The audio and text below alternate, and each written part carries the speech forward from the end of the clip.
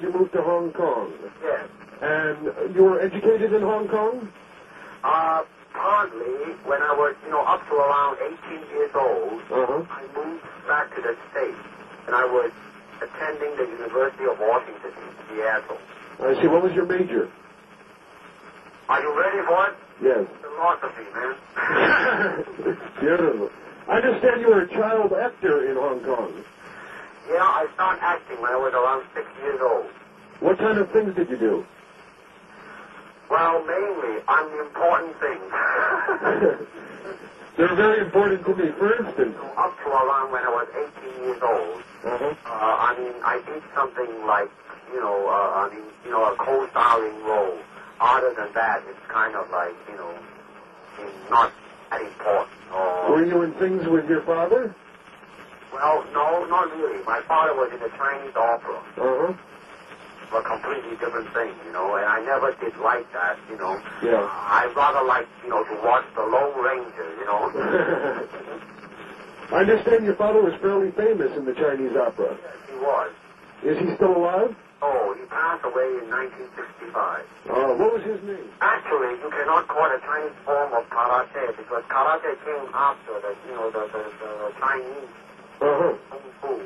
It's Chinese kung fu, actually. Oh, it's kung fu. Yeah. All this, karate and all these things came after that. I see. Have you ever been married? Are you married? Oh, yeah, definitely. I got 2 kids. You do. How long have you been married? Oh, I've been married now for around 9 years. 9 years. What is your wife's name? Linda. Linda. Is she Chinese or American? She's American. She's American. What are your hobbies? What do you do to relax? What do I do? I understand you're a cult figure in Hong Kong. You're very famous there. Well, it's strange in the sense that it's like I am in jail, you know what I mean? Really? Like what? I am like a monkey in the zoo, looking at me and things like that. And basically, I like simple life and I like to joke a lot and all those things, but I cannot, speak as freely as I, could before because misinterpretation comes in and, all kinds of things. But it hasn't changed me, basically, because I know that in my process of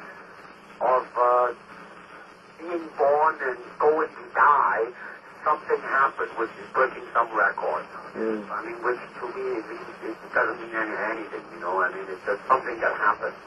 It didn't give me any, that I'm proud or I'm any, better than I ever was, I'm just the same damn old shit. Your lifestyle in Hong Kong, do you have your own home or do you live in an apartment? No, I just bought a beautiful house. I have to pay that change, How big a house did you buy? Huh? How big is it a big house? Well, let's just say that it's very comfortable. How many rooms?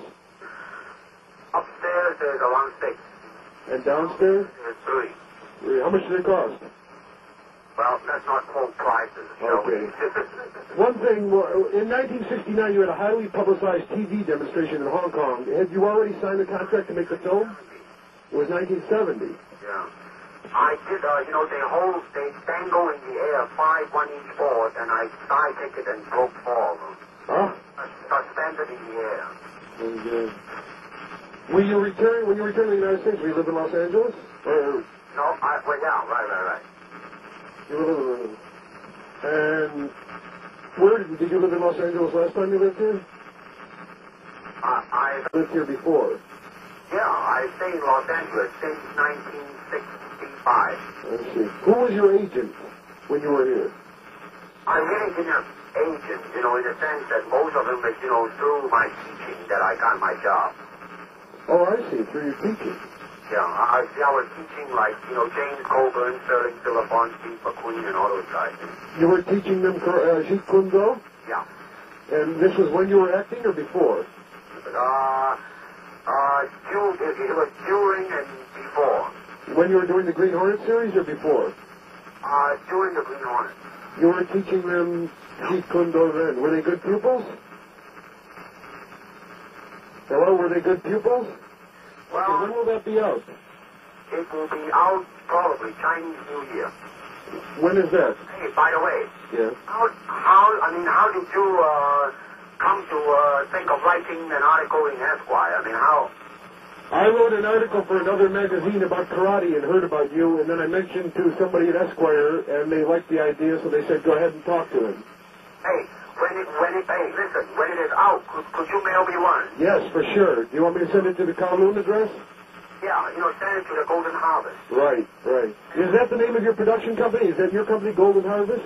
No, not that one. What is the name of your company? No, for now it will do, What is the name of your company? Concord. Concord, right. Hey, when will it be out? I hope probably in the fall. In the fall, huh? Yeah. Okay, man. Very good. Thank you for calling. Well, thank you very much. I'm trying to make it. Okay. Good luck and all that, okay? Thank you. Goodbye. Okay. Bruce, as a screen tough guy, you're going to have to suffer what all movie heroes suffered. Challenges from exhibitionists and nuts asking you to fight, challenging you to fight. It's all that. Established instructors. And of course, some other challenging me also. But what I have, well, let's face it, I mean, in Hong Kong, can you have a fight? I mean, a no-hold-bar fight. Is it a legal thing? It isn't, is it? And to me, you see, a lot of things, I mean, like challenging and all that.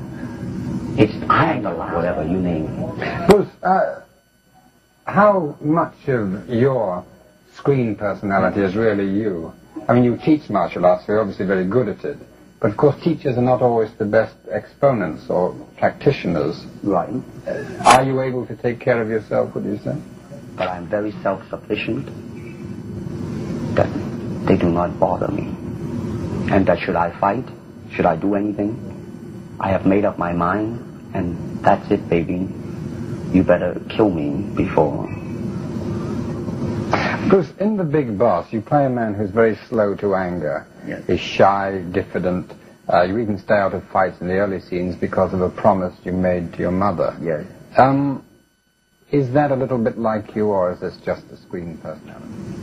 My reaction is that, first of all, why do I start fighting? You see what I'm saying? Yeah, motivation.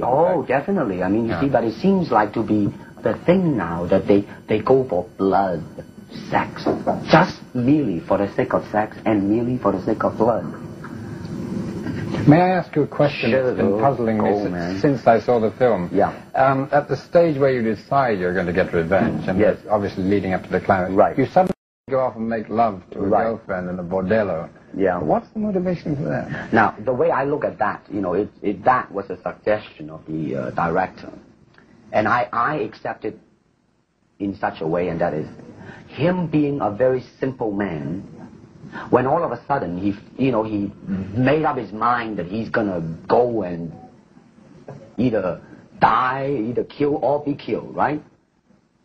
So he walked past by. It's a kind of a sudden thing of human being that a thought just occurred. Well, doggone it, man. Such is the basic need of a human being. I might as well enjoy it, man, before I kick the bucket. Like that type of an attitude. I mean, you cannot say it's just an occurrence, I think you'd probably agree, I'm not as bad as some of them. But I definitely am not saying that I am a saint. Okay? Could we go back to the fighting? Because like it or not, it's the thing that you're mainly identified with at this moment. You know a number of styles of fighting, karate, judo, Chinese boxing. Yes. And it's a question you must have been asked hundreds of times before. Yes. Which do you think is the most effective?